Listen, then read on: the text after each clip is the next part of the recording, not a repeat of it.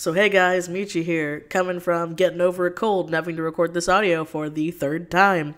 But hey, when you're working with Kickstarter, you have a very limited time, so I can't really wait until my voice is 100% better and all that jazz because I want to give enough time because a lot of people, a lot of artists worked really hard on this zine on top of all the merch we want to make on top of it.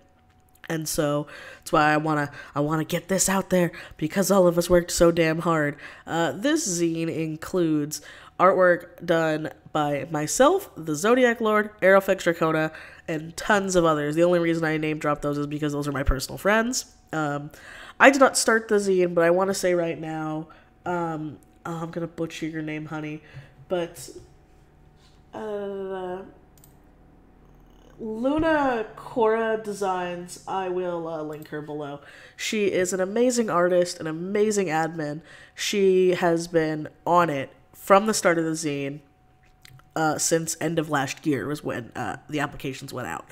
And I want to give her a shout out because holy crap, I've been a part of quite a few zines at this point now, and she has to be by far the most on it out of all the ones I've been in.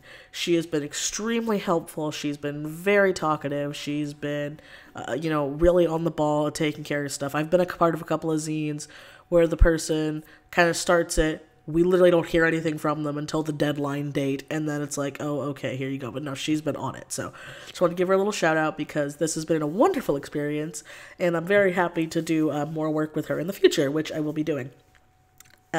Anyway, let's talk about the zine. So this is a Steven Universe fanzine. What is a fanzine, you might ask, if you don't know? A fanzine is a fan-published art book that we are kickstarting so we can have physical copies sent out to you guys. Our current goal, I believe, is just under $4,000, but you have to remember, this is with all the artists contributing, all of the merch, and all the other stuff. Better info will be detailed below. This actually makes me very nervous when I start my Kickstarter and I have to promote it through a video because I'm terrible at talking about this stuff. But hey, you guys like my rambles. So anyway, I have done, let's see, I did technically 4.5 pictures for this zine. I say 4.5 because one's technically a collab. But I was actually asked by Luna. I didn't know this zine was happening. I would have applied anyway, but I didn't know. She contacted me and wanted me to be one of the featured artists, which I am extremely grateful for. I've never been a featured artist for anything, so that already made my heart fucking sore. And I was so happy to be a part of all these great artists. I've seen almost all the art for it, and everybody worked so hard on this. And if you were with me when I was creating this piece, because this piece I actually did create on Twitch, I streamed it, because we did have a couple of rude people towards the end drop out. I'm not going to name them because I don't know who they are, but that tends to happen with zines. People tend to drop out last minute, and it can tend to be a bit of an issue. And so that's when I asked the maker of the zine, hey, can it be something, not as complicated, but I still wanted it to be very, sort of illustrative, more detailed than just a basic character standing there with nothing in the background, because they wanted backgrounds, they wanted emotion, they wanted stuff like that. And so she was like, yeah, we need a picture done. And so I spent, I think, 2 days streaming this, pretty much. The overall time, when I wasn't streaming it, working on this piece with just working on it, thinking of ideas, yada, yada, yada, was about 4 hours altogether from start to finish. And this was first started in Clips. Well, no, I first did a thumbnail in my sketchbook, and then I went to Clip Studio Paint, because in Clip Studio Paint you can, oh god, what is it called? I forget the technical term, but there's a way to have a mandala kind of thing going on, and I have been extremely inspired recently by the really fancy borders and intricate details, and I've honestly been feeling a little about my artwork recently, and I've wanted to push it more. I've talked about it in a couple of my vlogs, but I wanted to do more to what I can do on top of, being a commission artist and doing a lot of other things on top of that. But with this one, I got the idea almost instantly, because another thing about the zine is they were themed after the seasons. And so I did an autumn piece. I did 2 autumn pieces, including this one. And then I did a spring collab, and then I did this autumn, no, a winter piece. My brain, see, I'm already failing here. But yeah, I did pieces for those. The others, sadly, will not be speed paints, but technically, I did record one of them, and I put it on for patrons. So patrons only for the Patreon Ramble got that speed paint. So, want to be a patron, you get extra videos, but that's not what this video is about. But yeah, so there is that. But the other 2, I won't be posting.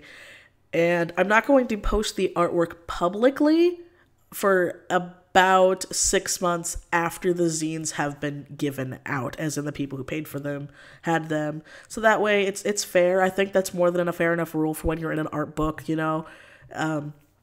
Especially if, like, there are people who follow all the artists. Like, I'm a person who I tend to follow a fuck ton of artists.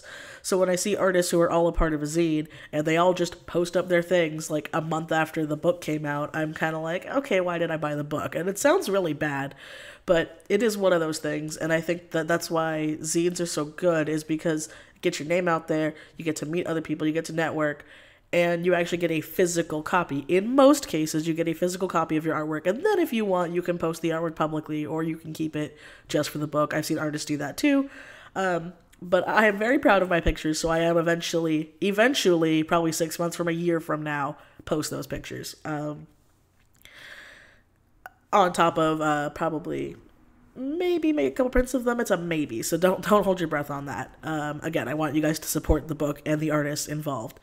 And so, back to the borders. See, this is why I'm so bad. I haven't done, like, a talking about my art process in so long, because I don't put that much thought into my art processes. This sounds really bad, but, especially when it's just, like, a random rambles, and I'm just working on stuff like adoptables or, commission work. I don't really, like, think of my process besides, thought of this cool pose and threw a character on it. That's so bad, but it's kind of how it has to be sometimes. Now, for this one, though, like I was saying, I was inspired by the really fancy borders and the more recent Steven Universe episodes. And so I originally had the idea of it being a bunch of pumpkins, and then I was going to make Pink Diamond's gem, which is the gem in the border, a, like, pumpkin-colored gem to be more autumny. And after I did some colors on it, it did not look good. It didn't look as good. I felt like, yeah, I drew Rose's hair, so it was her, but it didn't really, with the extreme color change with my original thumbnail, it didn't look as cohesive as Rose, and that kind of bothered me because I wanted to be seen that it was Rose. And so, fun fact, I actually love drawing rose quartz. I haven't drawn her in quite a while, but she's where I got my inspiration for doing ringlets. And when I was doing the stream, a lot of people were very happy with how I draw her because I draw her with the ringlets. And fun fact, whenever I draw Pink Diamond, I kind of give her the same sort of ringlets because that's just how I like to stylize it. I know it's not, like, technically how it's supposed to be, but whatever, it's how I like to see it. And that's another fun thing about fanzines is you get to see, you know, people's interpretations of characters compared to, like, it just looking like the show. Another really good thing, too, is there are, fanzines can be both fan art zines or they could be original art zines, which I believe the second one I'm going to be a part of is, yeah, I know, I'm going off on tangents here again. But anyway, I was working on the picture, and then after I had flattened everything, I did a little, like, thumbnail kind of picture swatch thing that I don't believe I recorded the process for. I know I didn't record the color blocking either, but I did that to try to get the feel because I wanted it to feel warmer. I know there is a setting in Photoshop where you can set up things so that way you could have, like, it get a color in the same kind of color hue. I know Drawing with Waffles, like, did a video on it where it's like, if you want, like, a pinky blue, you do a thingy in Photoshop. And see, I don't do Photoshop, so you girls who use Psy and other non-Photoshop programs have to find ways around that. So what I took to do when I'm trying to have a mood for a picture, because something I was actually taught in art school that I honestly just didn't do for years because I kind of hate, or why did I say art school? Ooh, art classes. I never went to art school. See, this is why you don't record audio when you're sick. But you want to have like the same color hue throughout the whole thing. If you're doing like a painting or a picture, you want to have, mostly with painting, you want to have like, okay, let's say you're doing a sunset piece. You're going to want to put red, orange, or yellow in all of your paint to mix it to make it look a little cohesive. And you're going to want that same hue of red, yellow, or orange you've used to mix the colors, even if it's just a little bit, because it's easier on the eyes. It's also why I have slowly been getting away from my harsh black lines. I still love me some big black thick lines, man, I really do. But I've noticed that with certain pictures, they're so harsh, and I'm getting to a point now, like I said with my art, where I'm like, okay, for like more softer pictures, I don't really want that harsh darkness, on it. And so I've been changing color for line arts, I've been changing hues, and so what I did was I took Rose's original colors from a color sprite on Google, trying to get as close to the Canon show colors as I could.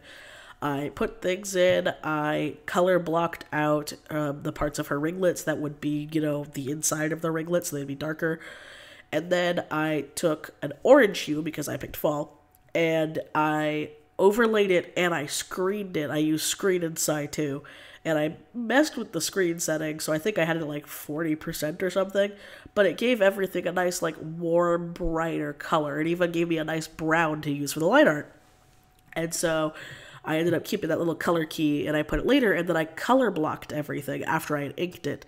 Now, what is color blocking? I guess I'll just explain it here, because I might make an art tips on it later, but it would be a really, really fast video. Pretty much what color blocking is you'll see people do this when you are like a flatter in a company, in most cases, not all, where they will send the line art to somebody, and the person will, most of the times I've seen it when it's professionally done, it's done with gray tones. I like to use color tones because I like color. And so what I will end up doing is I will get I believe for the rose when I used red, I'm not quite sure, but I think I used red.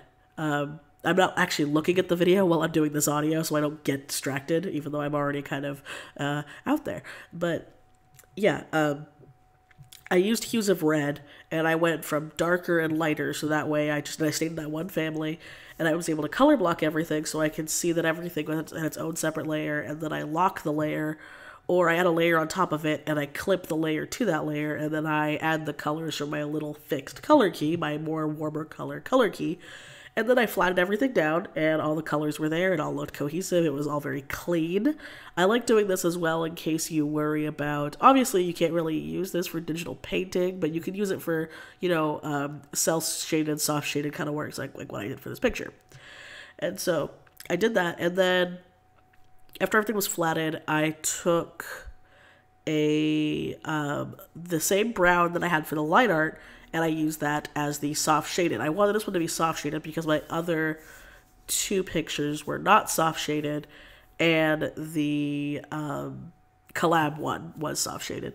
But I used that, and I decided that I wanted the light source to be like kind of like all around rose, because a picture that one of my friends did, I won't say who, they also did an autumn piece, and they did a very like warm, colory forest scene. And so I asked my friend, I was like, hey, can I like snatch the colors from that for my background? Because I can't, like, I couldn't get the colors to look right the way I was trying to do it. And they were like, yeah, sure, here you go, buddy. And so I did take the colors from them, but they said it was okay. So I'm not going to say who, because I don't want to like spoil it in the zine. But, I was able to use that, and I messed with it, and I was able to get a nice, like, foresty depth sort of look background, so that way this looks more like a portrait than really like an actual, like, scene. But I always kind of liked that about Rose, before we knew all the stuff about her, and the pink diamond stuff, is I always liked the mystery and the majesticness that she had. And so I wanted to try to like capture that again in like a weird like photo thing again, hence why there's like a border and stuff around that, But yeah, I did all that, and then I messed with airbrush tool and the gradient tool a lot to add a little more there. I use different tones of the browns. It's also a fun fact if you want to have depth. Tend to mess with tones. Also blur tool is your best friend. And I also wanted to, I believe I'll be wrapping it up right around now. For the border, I originally I wanted it to be like a floral border, but I ended up going with more like, a like filigree-esque, like harsh, sort of metal-y-ish border. That's what I was trying to go for anyway, like how I like drawing metal. So that's why I added, hues of pink and stuff to it to make it pop just a little bit more, as well as the gems. And so then I also put it on a darker background, so that way when it's printed, it'll look more pleasing to the eye than just like on a white page. Fun fact: when you're doing stuff like that, you want to try to avoid like pure whites or pure colors, so that way you can get more of like the depth of the picture, at least in darker, more warmer tones. That's how I've seen it. I could probably have probably get like 1,000 or so. How am I saying 1,000? That's a lot of comments. I'll probably get a couple of comments from like color theorists out there who are or art students who are like, she doesn't know what the fuck she's talking about. You're probably right. I probably don't know what I'm talking about, but for me, it looks better, so that's why I do it. That's why I do a lot of my art. I'm like, if I like how this looks, then I'm gonna use it. But anyway, I rambled off enough on the picture. There was my idea. There was my process, sort of going through it. Also, I do stream on other places besides YouTube if you guys want to follow those processes. And of course, I kept talking about it, and I talked about this zine. Please, please, please, if you can, support to the Kickstarter. It'll be linked below.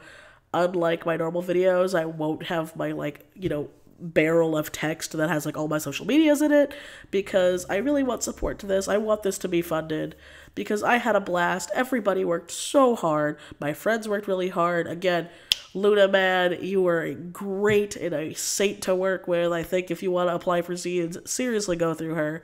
She has my A-star recommendation going through it. And if you didn't want to listen to me ramble this entire time, which is kind of pointless, I'm saying at the end of the video, but in the future, if you just want to watch the process and not listen to me talk in a much faster portion, click the iCard up below, and I will have the just no commentary speed paint of it. So I will leave that here. I'm going to go drink a crap ton of tea and lay down. But I hope you guys enjoyed. Hope you support the Kickstarter, help support artists, supporting their dream. Obviously, if you're a Steven Universe fan, if you hate the show, I don't see why you'd buy the art book. But there you go. Okay. I'm done rambling. I will see you guys next time. Bye.